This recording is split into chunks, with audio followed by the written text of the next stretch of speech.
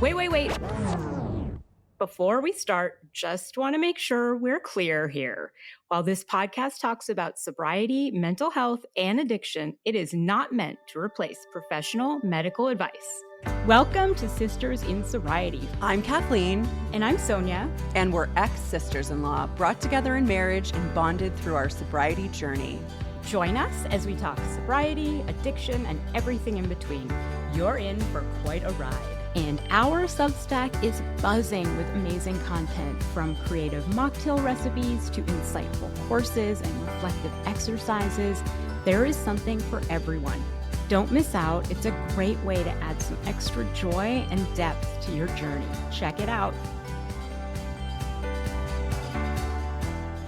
Joining us today is Jon Kostas, and Jon is a prominent advocate for addiction recovery with a leading voice in psychedelic-assisted therapy. And Jon's journey from struggling with alcoholism to sobriety with the aid of psychedelic therapy is powerful and enlightening. His work has been instrumental in reshaping how we view and approach recovery, offering new hope to so many people. His path to recovery is really a testament to his resilience and determination. After battling alcohol use disorder, he found a new lease on life through psychedelic-assisted therapy, which is an innovative approach that's garnered significant attention and support recently. But his story doesn't stop there. With a background as a journalist, he's used his skills to shed light on the complexities of addiction and the potential of alternative treatments.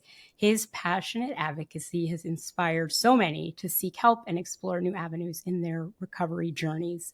So in today's episode, we will explore Jon's personal journey, his foundation, the Apollo Pact, and how their work is changing the landscape of addiction treatment. So grab your favorite non-alcoholic beverage, get comfortable, and join us for a conversation with Jon. This is an episode you don't want to miss.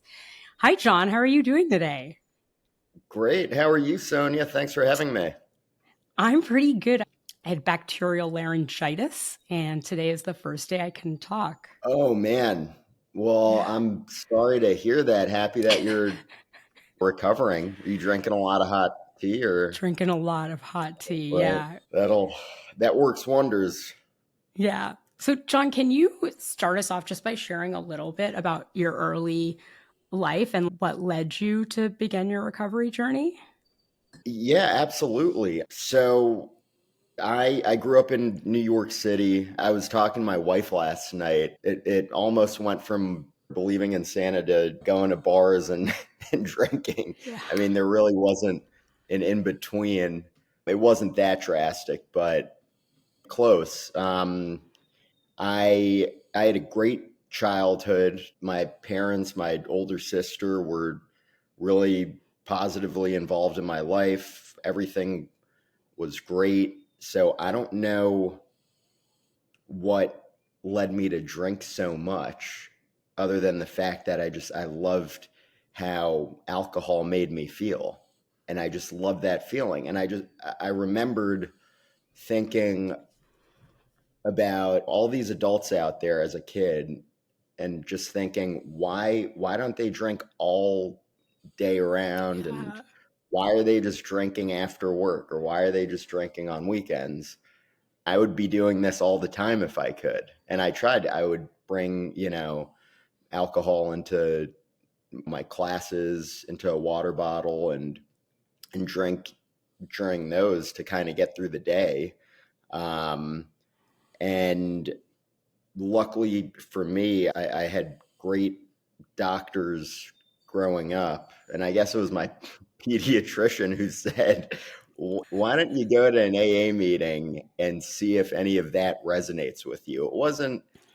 He wasn't playing good cop, bad cop, or using scare tactics, but kind of, I think that approach was good because it opened me up into, you could kind of peek through to see, okay, let's see how this road ends, and let's see what could be next if I keep going down this path.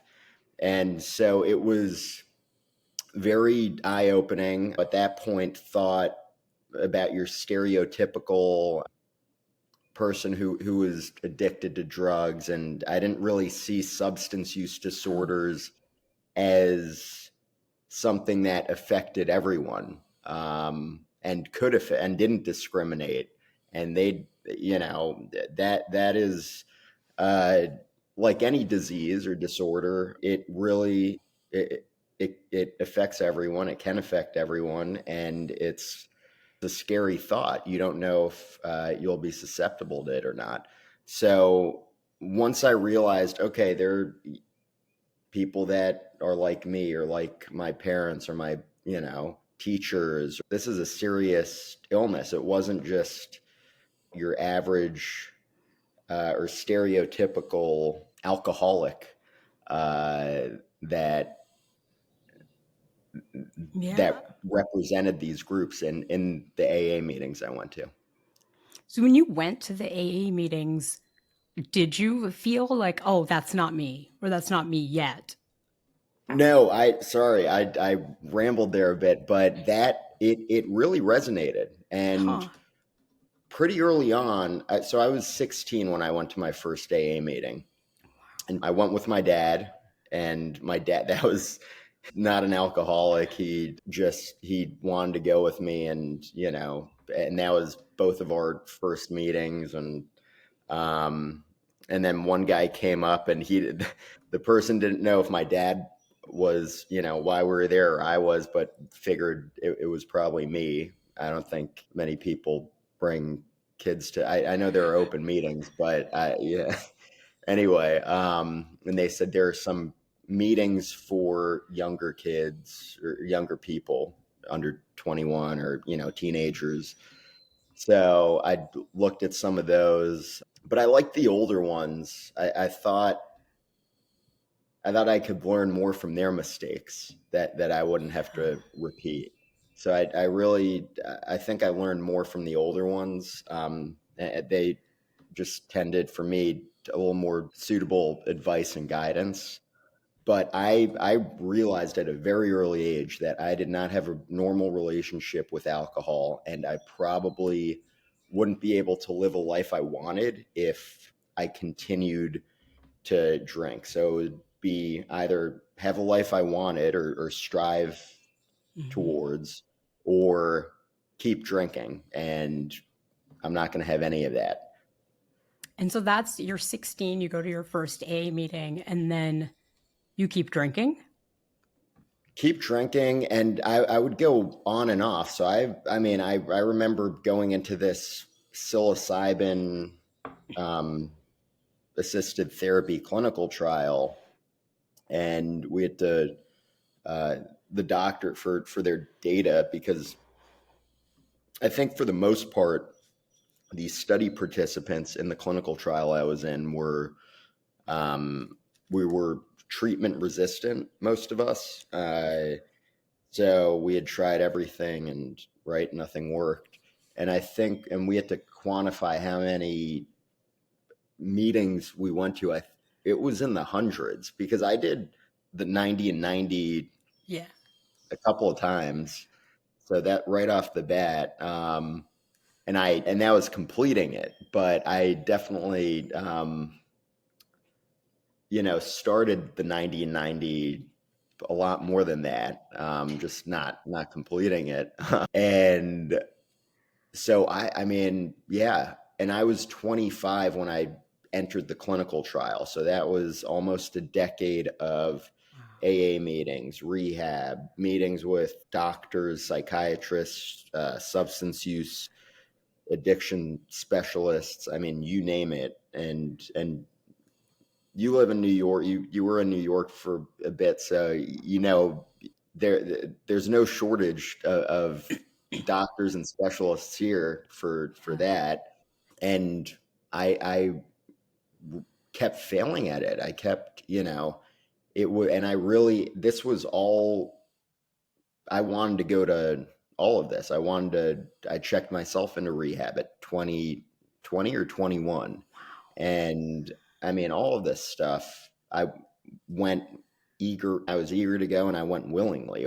This wasn't forced, it wasn't court ordered. It wasn't, my parents didn't make me do anything I didn't want to do. They were supportive, thank God. So that's when I had a rude awakening, and I was very fearful of the future, what that had in store for me, because I truly wanted to stop drinking.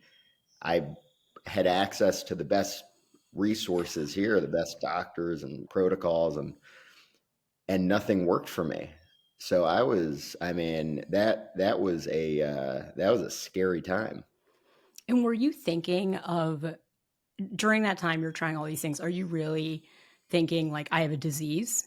Is that the model you're going with? I have a disease and I need to find a treatment for this disease? A bit. I mean, I probably, and that was, the doctors that I would see, and I trusted them. They would categorize this as a disease. I'd agree with them. And then I heard somewhere, this is the only disease that your loved ones blame you for having. Yeah. And I was like, oh, that's kind of interesting. And uh, I mean, whatever you categorize it as, I just knew I needed to figure it out and find a way to stop and address this issue. So I did see it as a disease, but I was just dead set on, I mean, I'm either going to find a way to stop drinking or die trying and die drinking. Yeah. And that's how it's going to end. It's so interesting because I think a lot of us, me included, justify our drinking, right? And make excuses Oh, yeah. and say, well, I'm not that guy. And I did it for a while. My brother is an alcoholic. And I thought, well, I'm not that bad. But you really knew for a long time that it was a problem. I knew, but I still justified it. And because the guilt would be so, Yeah. I mean, I think those, what I call them the moral hangovers, and I heard the term hangxiety, but the moral hangovers I had, and I wouldn't do anything bad the night before. I just felt so guilty uh, for drinking because I knew I should not be drinking.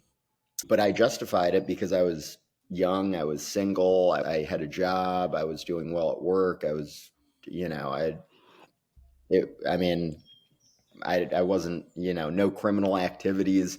So why can't I enjoy life at a young age as a guy in New York City? I mean, it's just millions of other people are going out and having fun. Why can't I? So that's how I would justify it. And I would always say I'll get sober when I'm in my 30s or 40s. And when I actually have a family that is relying on me and I'm an adult. And so that's how I justified it. And that's also why the psilocybin treatment, I think it definitely gave me a different perspective, but my alcoholism went from being a subjective kind of where I wrote the narrative myself to how the psilocybin treatment worked was it gave me an objective view of just flat out what this was, what I was doing to my loved ones, by,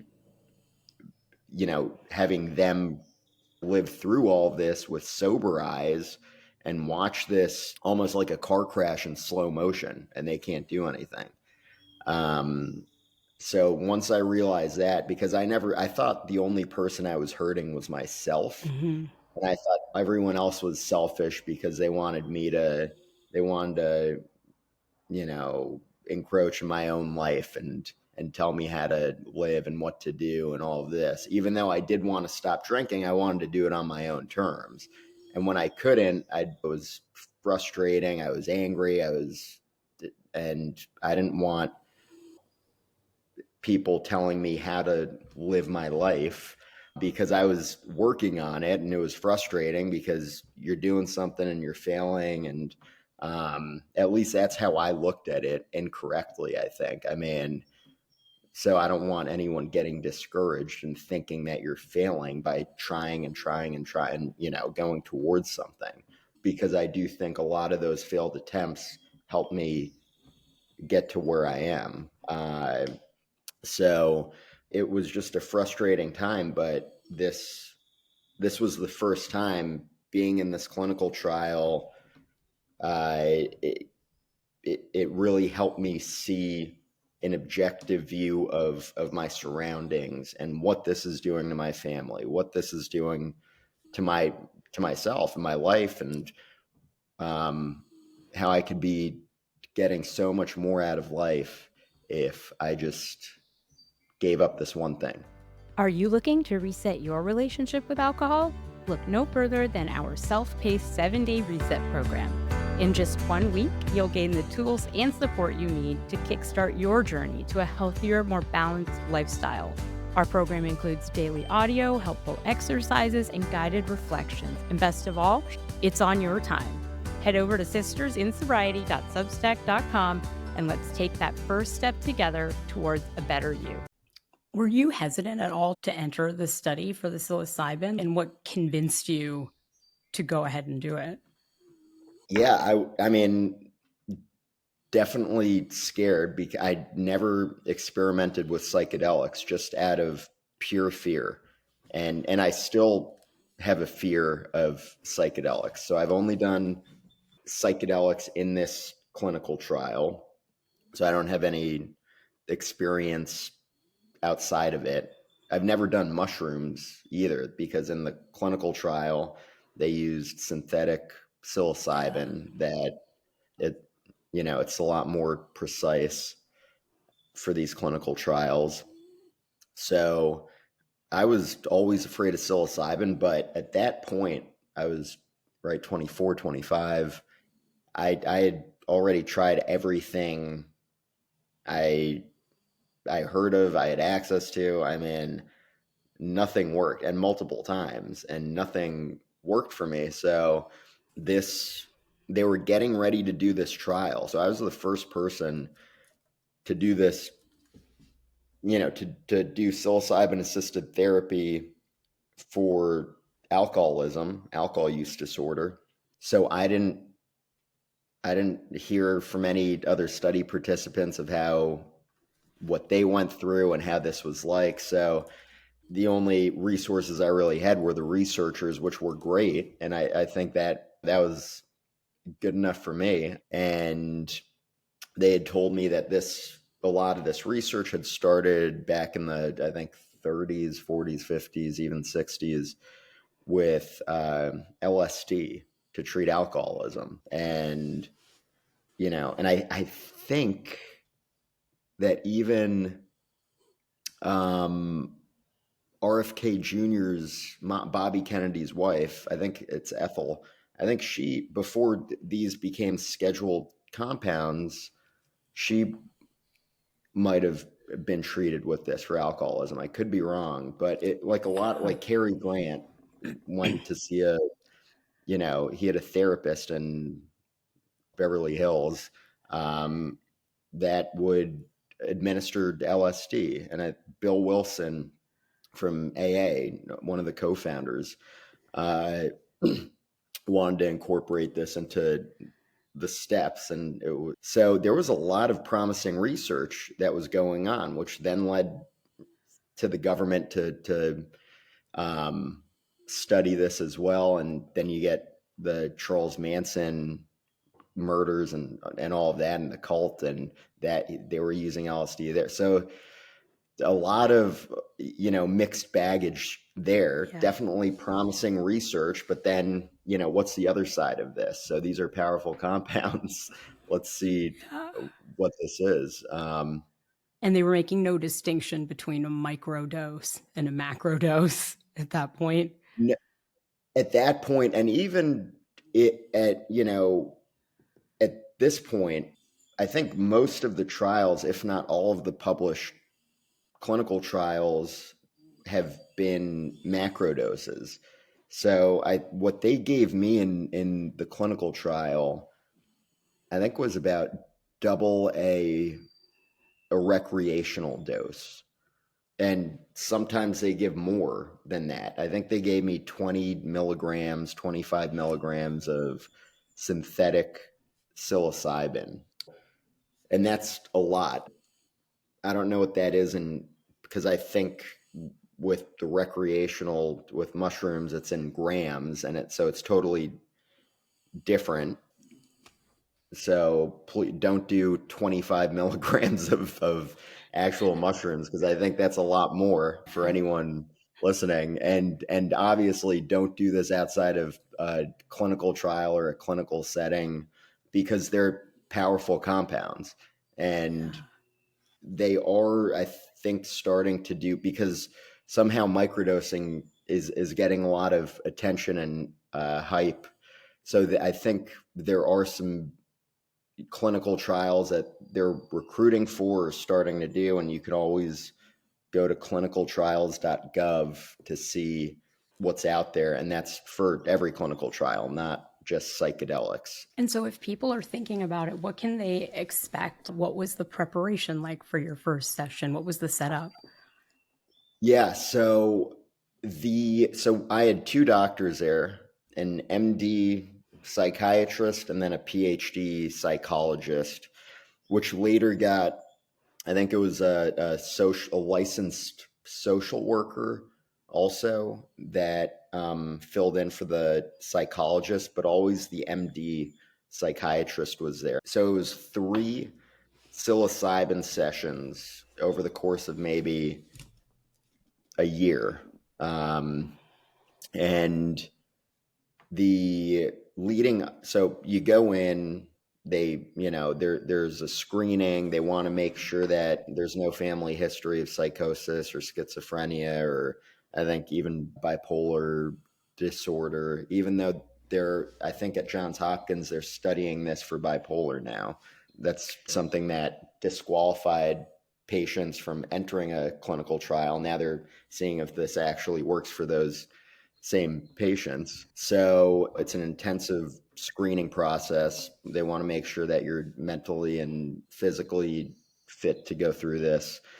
And then I'm pretty sure I just started through with the psychotherapy. So it wasn't any different than any psychiatrist I'd gone to before, of you show up for an hour a week, and except this time it was 2 doctors to 1 patient. So about a month in, after 4 or 5 hour-long weekly psychotherapy sessions, which did include some preparation. So some of it was, if something comes up, there's a good possibility that it came up for a reason, or don't try to fight anything, or if something's scary, kind of just see it through. And I'm happy they told me all of that, to kind of just see what, it's like watching a movie.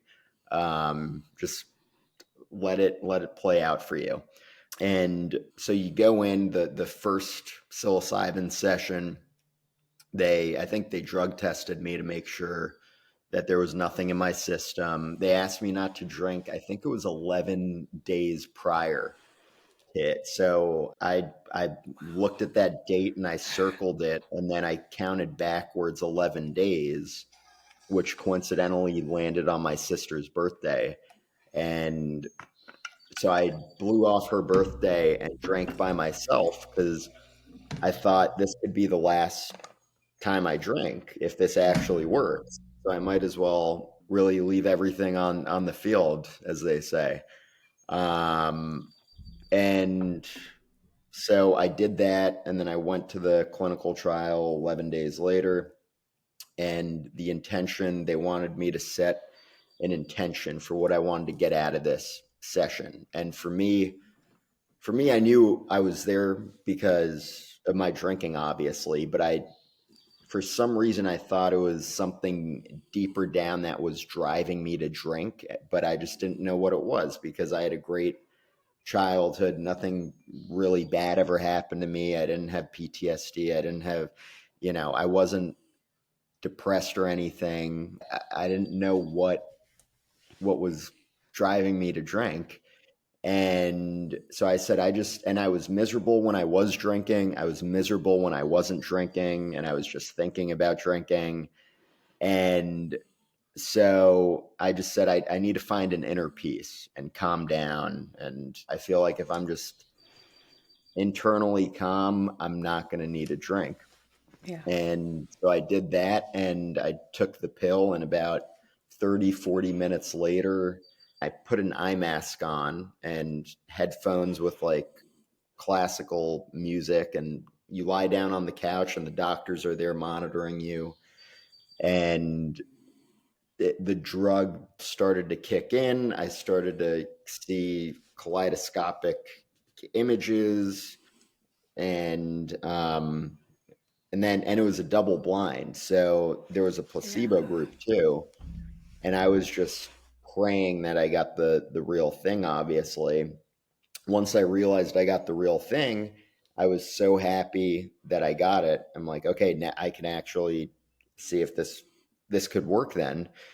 But as soon as, that happiness entered my mind, it went away just as fast, just because I realized there's someone else in this study that did not get the psilocybin because I received it.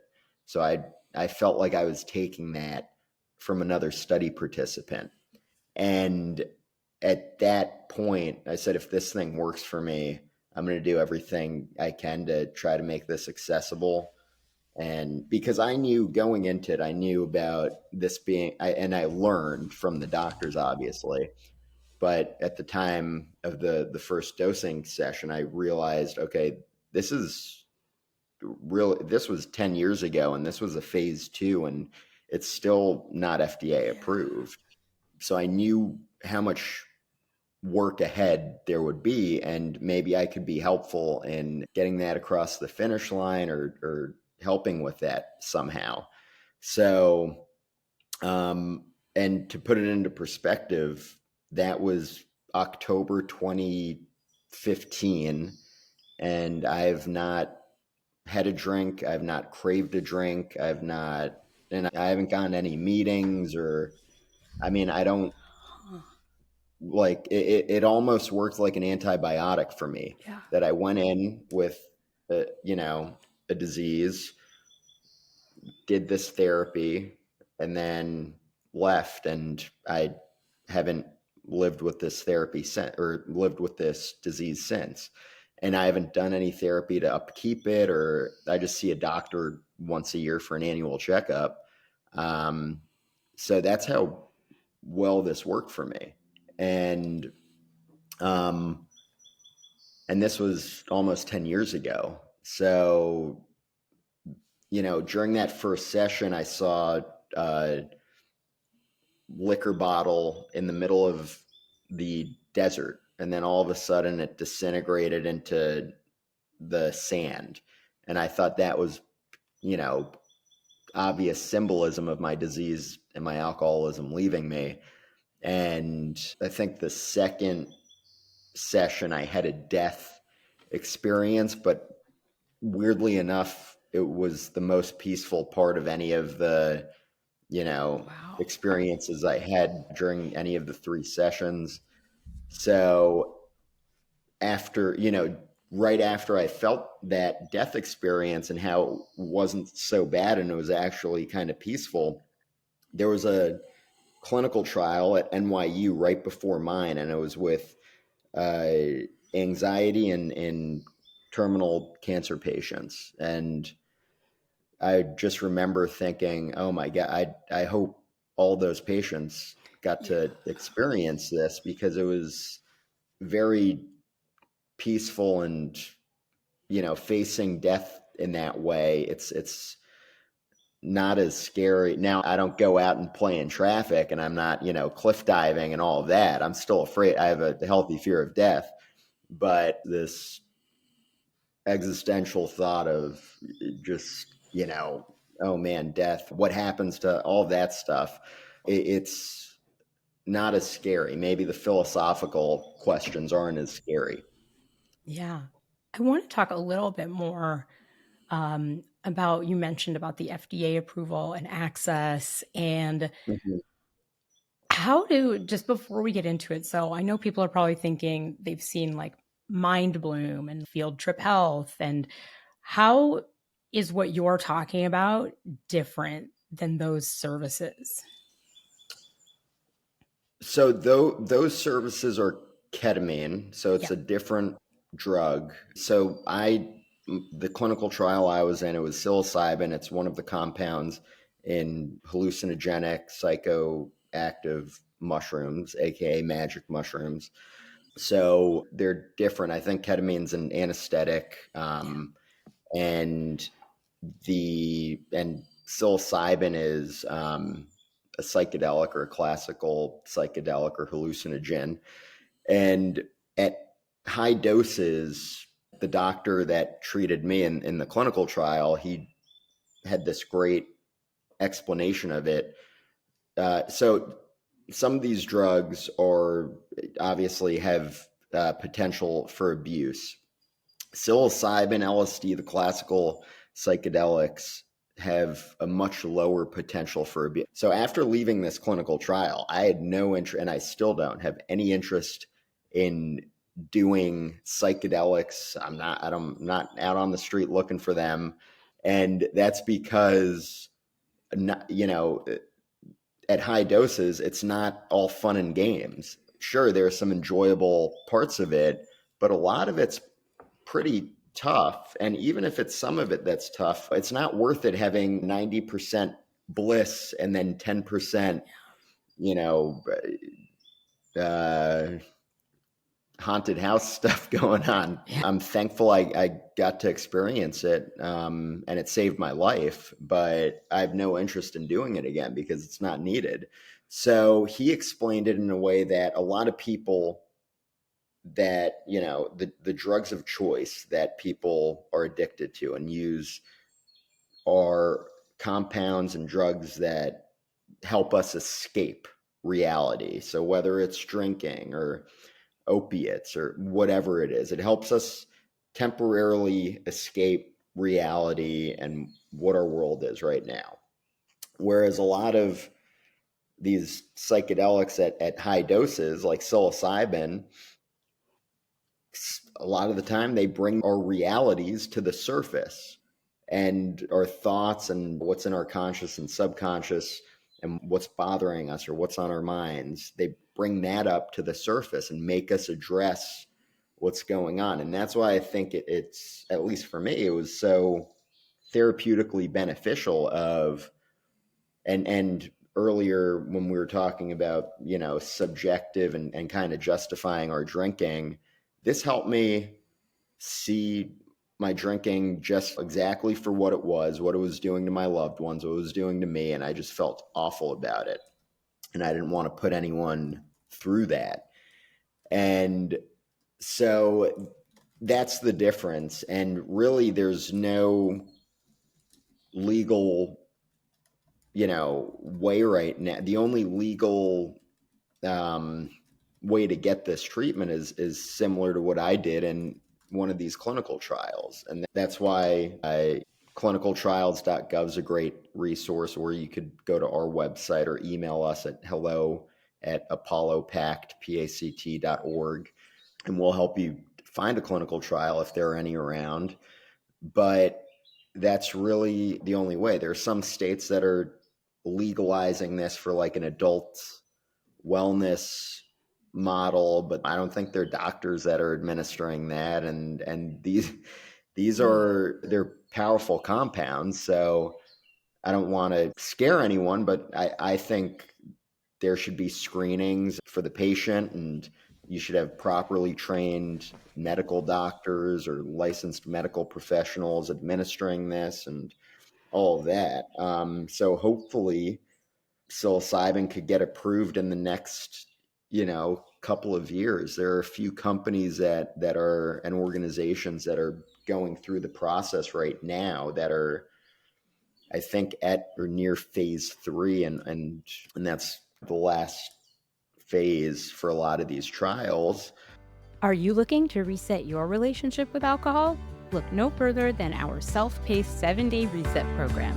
In just 1 week, you'll gain the tools and support you need to kickstart your journey to a healthier, more balanced lifestyle.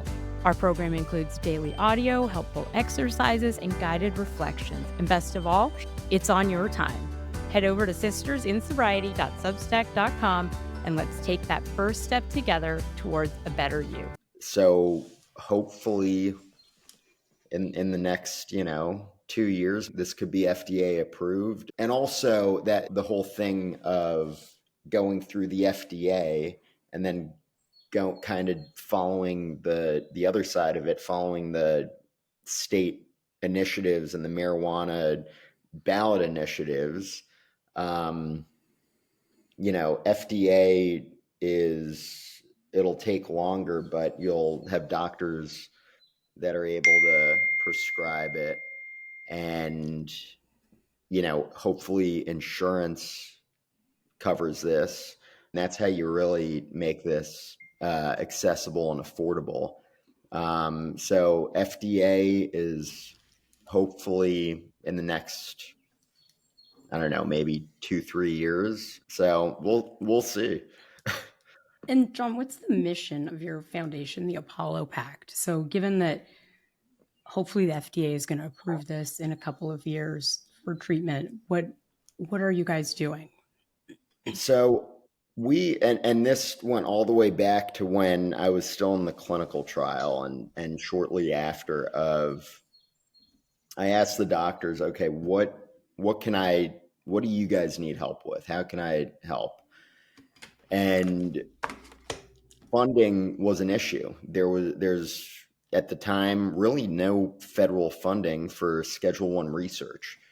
So many of these issues boil down to the federal government or the just the stigma about psychedelics, and a lot of which were just false. So when I went into the trial, I was concerned that I would get addicted to psychedelics. Would my personality change? I mean, I thought it was similar, it could be similar to going in for a lobotomy almost, of am I just going to kind of walk around and not really feel anything? Yeah, I wouldn't want to drink, but I don't have any other emotions left. And so the doctors assured me, no, you're, no family history of psychosis, this, that. You're fine. There might be scary times when you're under the influence of psilocybin, but that'll pass. And once the drugs wear off and all that, and you'll be here and someone will pick you up. I was, a journalist at the time. I was media trained. I would give interviews to publications, and they would use an alias for me and keep me anonymous. Like Michael Pollan wrote a book, How to Change Your Mind, and he interviewed me for that, but didn't use my name, real name. But then 60 Minutes called and they wanted to do a story. And I told them, listen, you guys got to find someone to do this. And if you can't find a patient, I'll do it. And so I ended up doing that. And after I went public with it, I ended up linking up with, just coincidentally, my mother-in-law is a former member of Congress. She's been very helpful in getting a lot of support from her former colleagues and friends on the Hill. So that's our mission in advancing this research, because a lot of this research is we lost a generation of researchers, really, and research from the Controlled Substances Act. So it's nice kind of coming around full circle and seeing Congress being so supportive of this research when, right, in the early 70s, they passed a bill that I don't think that was an intent of theirs. But one of the byproducts of this bill, it was kind of collateral damage of the research really stopped into Schedule 1 drugs. So we saw that we could be useful and helpful in advancing this research, whether it was through education, advocacy, kind of dispelling myths around it, and also leading to federal funding and getting the federal government to start supporting this, because they're looking at a lot of this stuff for PTSD, depression, anxiety, substance use disorders. So whether it's nicotine addiction and cigarettes or tobacco, or alcoholism, or I think they're looking at it for opiates now, and methamphetamine use disorder. So, I mean, it's really eating disorders, OCD. So Alzheimer's research. It's like the federal government really needs to get involved here and be supportive of this. So, both in a regulatory sense and a funding sense as well, because there's a lot of research out there that needs to be conducted. So that's what we're working on. What are some of the biggest challenges talking about the federal government? What is the argument against psilocybin? Great question. The main argument against it is they don't want to see this ending up like marijuana, where a lot of these initiatives started for medical marijuana. Yeah. And you get a lot of these same advocates that advocated for medical marijuana. They're coming back and advocating for medical psychedelics. And these lawmakers are saying, hold on, wait a minute. You're saying this can only be done. You're advocating for research, or you're advocating for this to be done with a doctor and in a clinical setting and all that. But now people are buying marijuana at, every street corner, and it's legal in almost all 50 states. But I mean, health insurance doesn't really cover it. And so it's more of a recreational thing. So that's their concern, and rightfully so. I mean, they don't want to see this as a Trojan horse. These are powerful compounds. I can't say that any louder and more clearly. And so that's their concern, and I think that's why we're so effective, is because we're not your typical psychedelic advocates. We weren't advocating for medical marijuana or marijuana at all, and we're just going there. Hey, this research looks very promising. It saved my life. Here are other researchers and patients and participants and scientists that you should also talk to, and all of them want this to be done in a safe, responsible manner with rigor. And so that's credible. So that's our approach. And we have no interest in making this recreational or advocating for that, just because I'm not against drugs or anything. It's just not my fight. And this is a viable, legitimate medical intervention and treatment. At least it was for me. And I don't think I'm special in that way. And I think this could save a lot more people. Yeah, I agree. I think that is a really interesting point, that people think it's just like a step away from legalizing it for recreational use, like marijuana. Yeah. Yeah. So from starting at 16, going to AA meetings, to ending with psilocybin, how has your understanding or your approach to recovery changed over the last couple of decades? That's a great question. I don't think I've been asked that before. So it gave me a better understanding of the human aspect of this, and forgiveness and patience, which I'm still trying to practice every day, and get better at.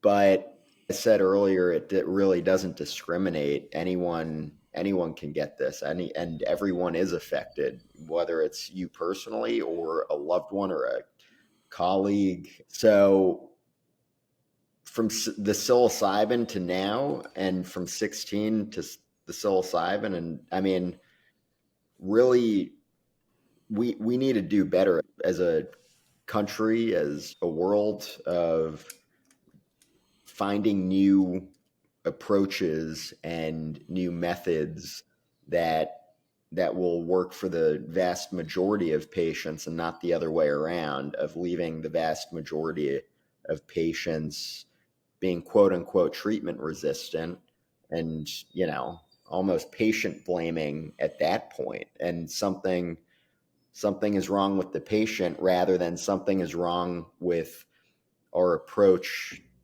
and the tools and the different treatments that we have currently. So I think that's probably the biggest thing that I've learned, where I always thought it was that I was the problem. I'm treatment resistant. Nothing's working for me. I must be lazy. I must not want it as much. And what I learned later on in life, and after going through all of this and being in this field for some years now, is a lot of the patients, if not most of them, categorized as treatment resistant. So what does that tell us about these interventions and these, our current system? And it's not great. And if I had a kid that were dealing with something like substance use, I'd be really scared right now. And hopefully that'll change soon, and we'll have better options for people. Yeah, I have a question I should have asked earlier, but how do Yeah. you feel about naltrexone, which is like another compound, right? That's been around for a while, acts through a totally different mechanism than psychedelics. But how do you feel about the use of naltrexone? Is that the one that curbs your cravings? Curbs your cravings. So I might have even taken that. And so that's the thing about me. I'm fine with whatever, Yeah. if whatever works for the person that, leads them to a healthier, happier life, and the people around them too. That's important. I'm all for it. My approach is whatever works for, you. Is that kind of, Yeah. is that a little edgy or what? No, that's how I feel too. So no, I get that. Yeah. I didn't take naltrexone, but like, you know what? If I had, maybe I would have stopped 10 years earlier. Maybe I would have stopped is 5 years earlier. is there some controversy around naltrexone or? I don't know if there's controversy or there's some stigma people feel about talking to their doctor about getting a naltrexone prescription. And so there's some telehealth companies that prescribe naltrexone, but I think there's some, yeah, I think there's some stigma in like AA communities. There may be some stigma towards Yeah. naltrexone, which actually brings me to my last question, which is, Oh yeah. yeah, so it does seem right, like psilocybin was a bit of a magic bullet for you. And I'm just wondering, so given, right, that you did the therapy, you stopped drinking, is there the ongoing kind of work of sobriety still for you? So I was one of the best case scenarios coming out of this trial, where it just took away my cravings to drink.